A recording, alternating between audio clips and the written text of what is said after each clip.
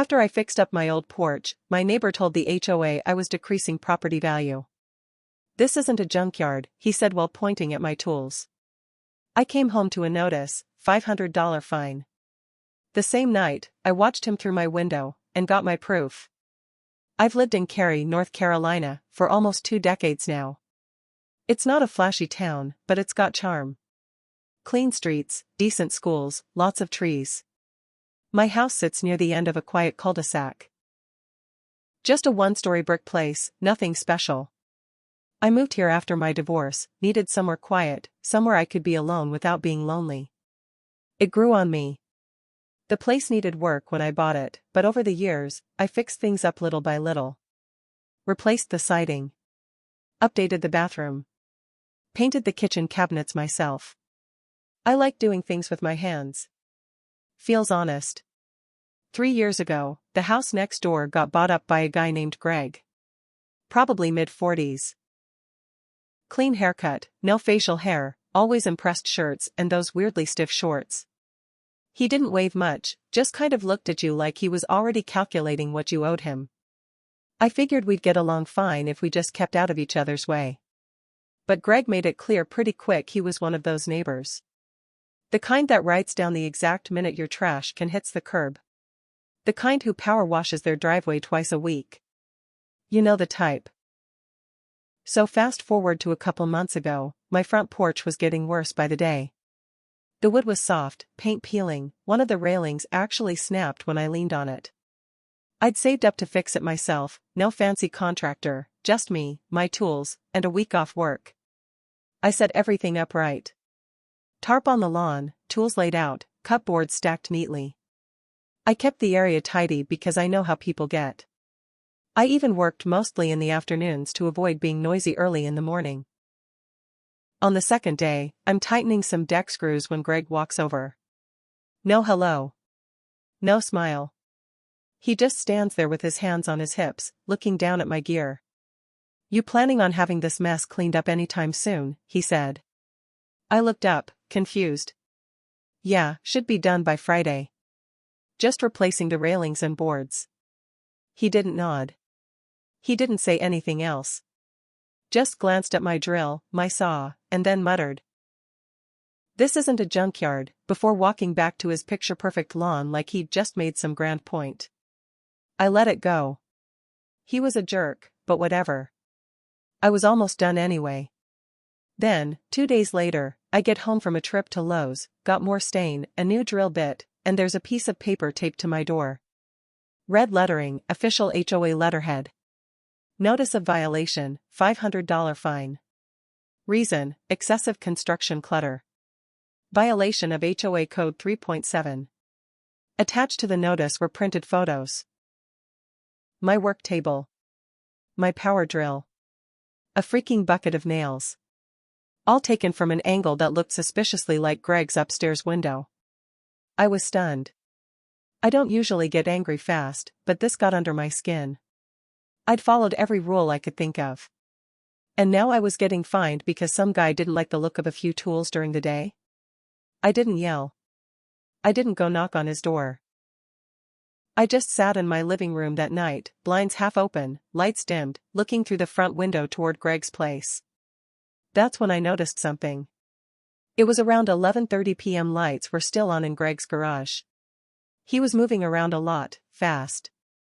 I saw him roll out a big trash bin, then go back in and drag out these large black bags.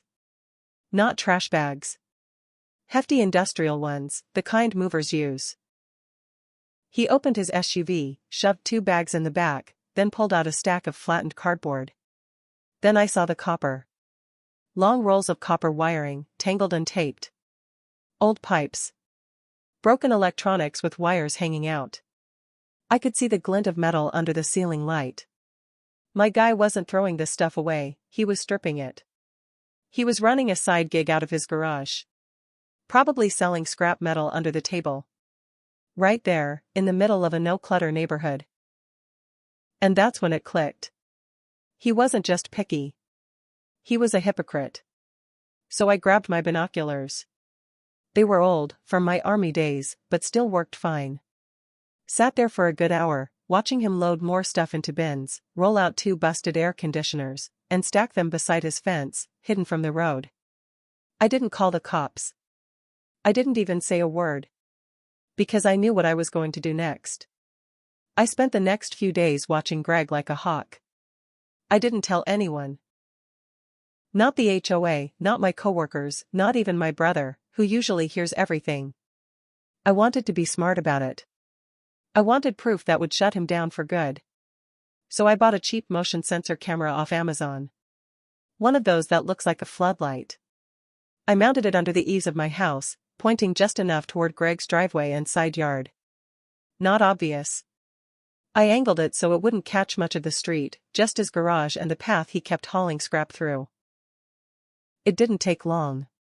By the end of the week, I had over a dozen clips of him wheeling out busted AC units, stripped copper, even what looked like an old refrigerator split open like a dissected frog. Always late at night. Always fast, nervous.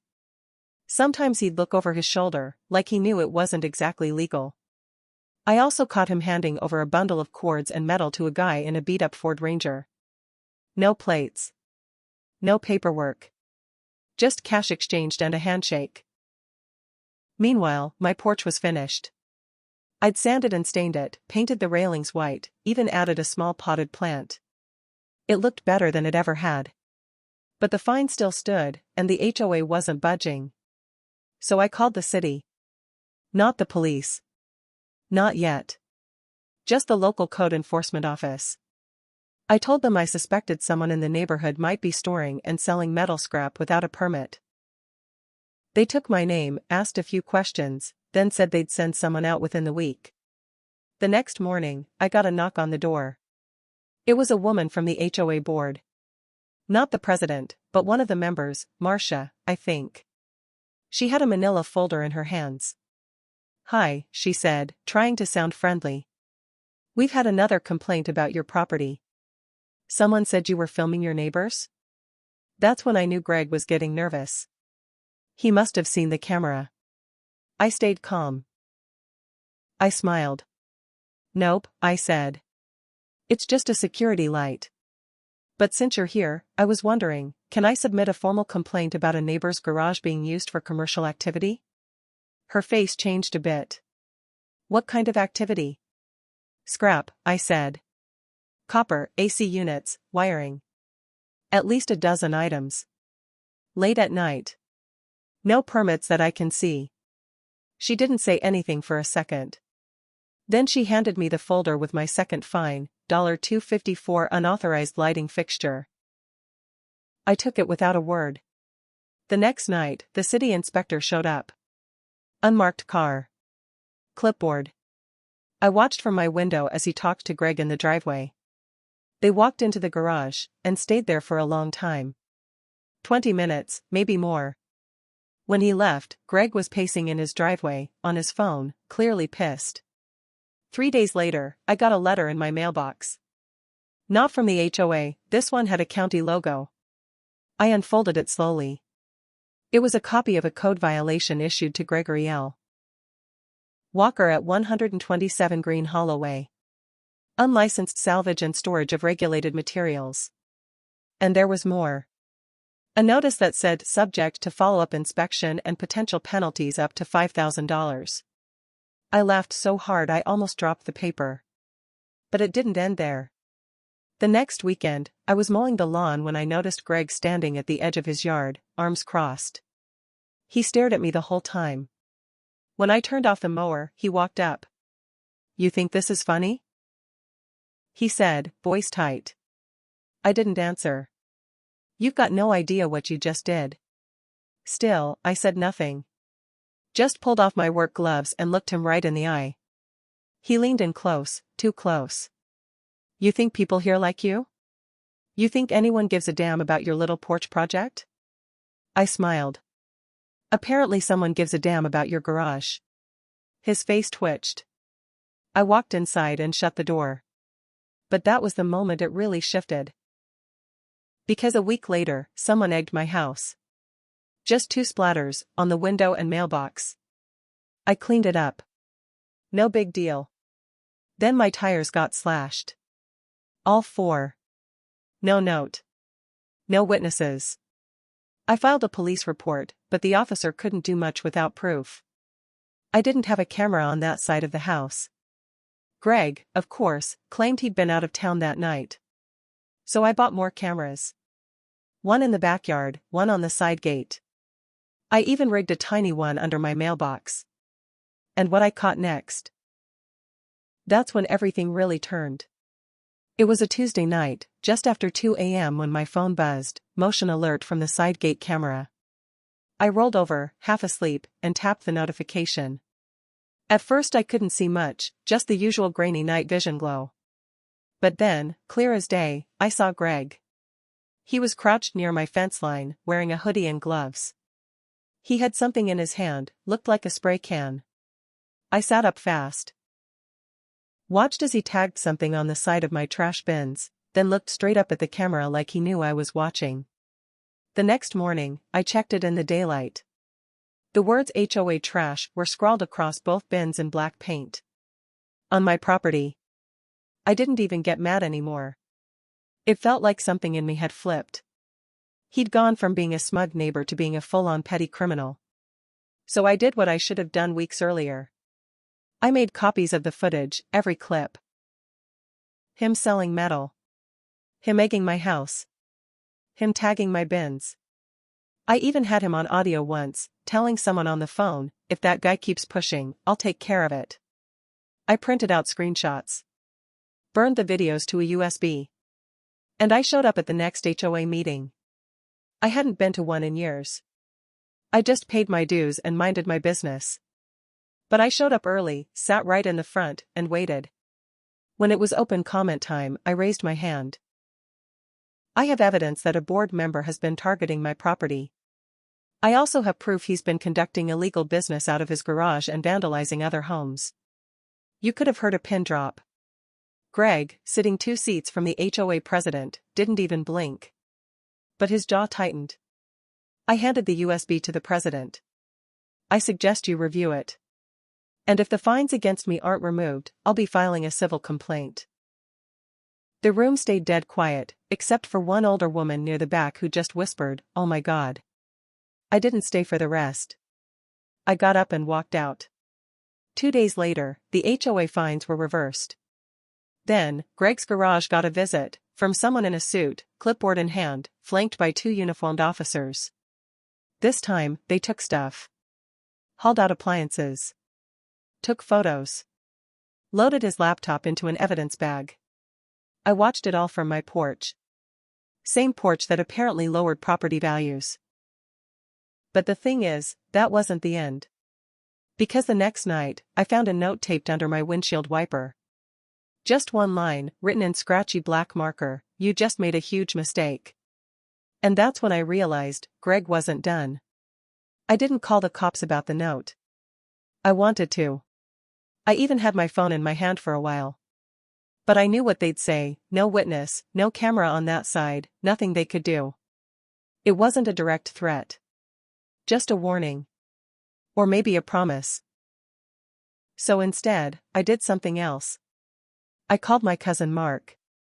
He runs a small security company over in Durham, mostly installs systems for schools and banks. I told him what was going on. Told him about the eggs, the tires, the spray paint, now the note. He didn't ask questions. Just said, "I'll bring the good stuff." That weekend, he came out and spent 5 hours helping me install high-res motion-triggered cameras at every corner of my house. 2-point encryption, cloud backup, full night vision. We even mounted one high up on a tree facing the street so it could catch license plates. "If he even looks in your direction," Mark said, "you'll have it." For the first time in weeks, I slept through the night. A couple days went by without anything.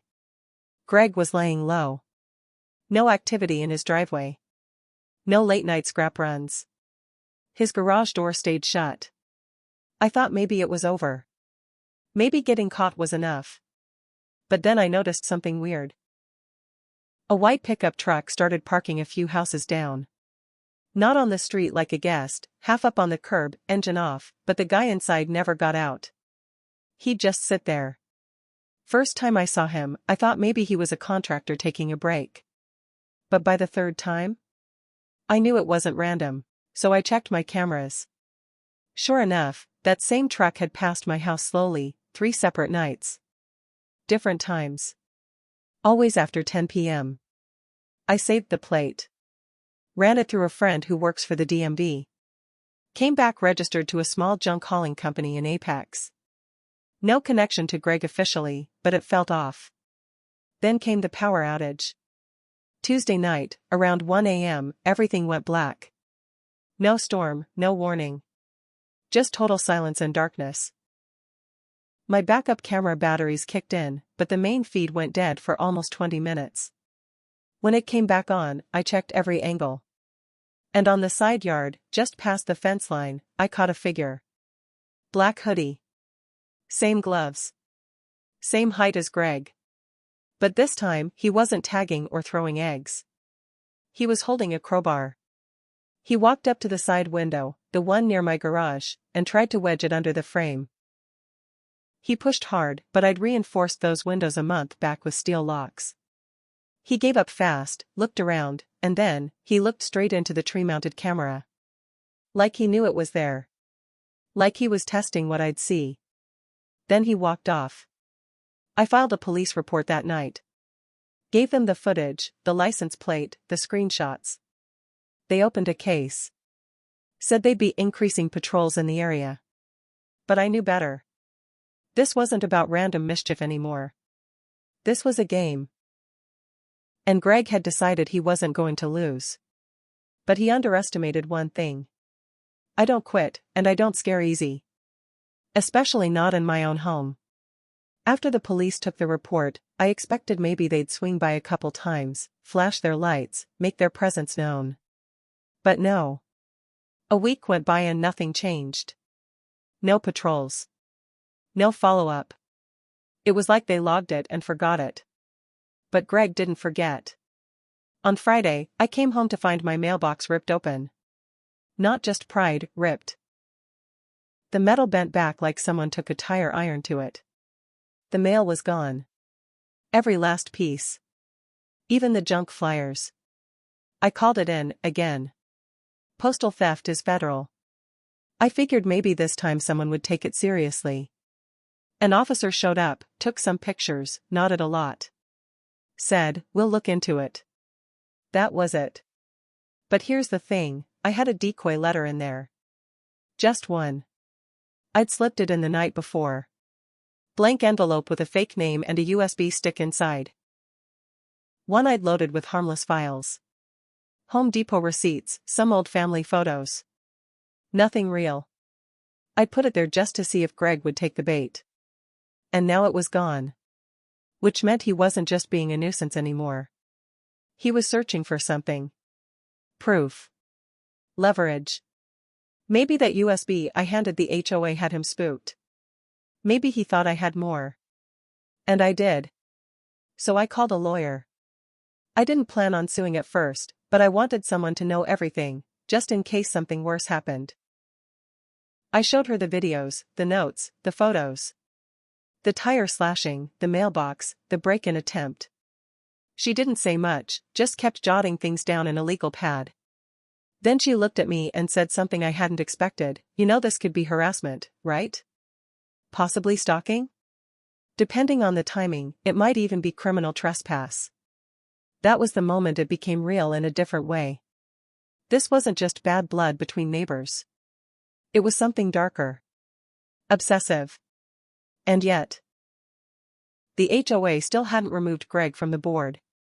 That's when I started digging. I requested public HOA records, minutes from meetings, complaints, votes. Took me 3 weeks to sort through everything.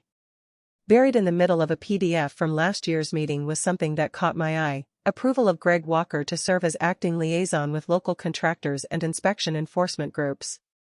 I read it twice. Because that meant Greg had access to records about fines, inspections, even upcoming renovation requests from other neighbors. He wasn't just some power-tripping jerk. He had influence. And then it hit me: the fines, the timing, the complaints, they weren't random. He'd been using HOA rules as a weapon. Selectively. Quietly. Against people he didn't like or felt threatened by. I started making calls. Talking to other neighbors. A retired couple 2 doors down said they got fined last year for overgrown shrubs when they were on vacation. Another guy across the street? Hit with a noise complaint for moving boxes into his garage in the evening. They all had one thing in common: they'd complained, once, about Greg. It wasn't just me. So I printed everything. Made a new file. Called for a special meeting under HOA rules, citing misuse of authority by a board member. It took me 2 weeks to get the signatures I needed. But it worked. The date was set: 1 meeting. 1 vote. 1 chance to remove Greg from power. But that night, the one right before the meeting, that's when something happened that changed everything. The night before the meeting, I stayed up late going over my notes. I had everything organized: timeline of events, photos, video stills, even printouts of the HOA documents showing Greg's overreach. I should have felt confident. But around midnight, something shifted. My front porch light flickered, then went out. I looked outside. The street was quiet. Too quiet. No wind, no traffic. Just that weird hum you only notice when everything else is still. Then came the knock. Not on the door. On the window. I froze. I turned off the lamp, slid quietly to the other side of the living room, and peeked through the edge of the curtain. There was someone standing on my porch. Hood pulled low, hands in his pockets. I couldn't see his face. But I knew. I didn't open the door. Didn't say a word. I just slipped to the side hallway and quietly clicked the app on my phone. Activated the house alarm remotely. A loud, piercing siren filled the air, followed by the automated voice: "Security alert. You are being recorded." By the time I made it back to the front window, the figure was gone. Police came 10 minutes later. They found no one. No prints. Nothing. But the cameras caught him. Clear footage. Same hoodie. Same build. And this time? He was holding a lighter. Not lit. Just ready. I didn't sleep that night. I sat in the kitchen with my phone, a flashlight, and a baseball bat next to me. I watched the cameras every few minutes, waiting for another sign. None came. The next day, I showed up to the HOA meeting early. Marcia, the same board member who handed me my first fine, gave me a quiet nod. Word had gotten around. Greg walked in 15 minutes late. He didn't look at me. The vote wasn't close. He was removed from the board in a landslide. 6-1. That should have been the end. But that night, I got one more letter. No envelope. Just folded, hand-delivered. Dropped on my porch while I was in the backyard checking the cameras. You're not the only one with eyes. You've made this personal. And underneath that line, scribbled messily, was my sister's home address. 3 counties away. That's when I knew this wasn't over. Not even close. I stared at that note for a long time. My hands were cold. Not shaking, just still. Like everything inside me froze for a second. My sister hadn't been involved in any of this. She didn't even live in a neighborhood with an HOA. She was a nurse, had 2 little kids. Lived a whole life completely outside of mine. I called her right away. Told her everything. She tried to stay calm, but I could hear the fear in her voice when she asked, "Do I need to take the kids somewhere?" That broke something in me. This wasn't just some turf war anymore. Greg had crossed a line you don't come back from. I filed another police report, but again, they said there was no direct threat, just concerning language. No fingerprints on the note. No usable evidence. Just my word against his. So I took a step I never thought I would. I went to a reporter. There's a small local paper in Cary, nothing major, but they cover neighborhood issues, especially when it ties into city business or HOA abuse.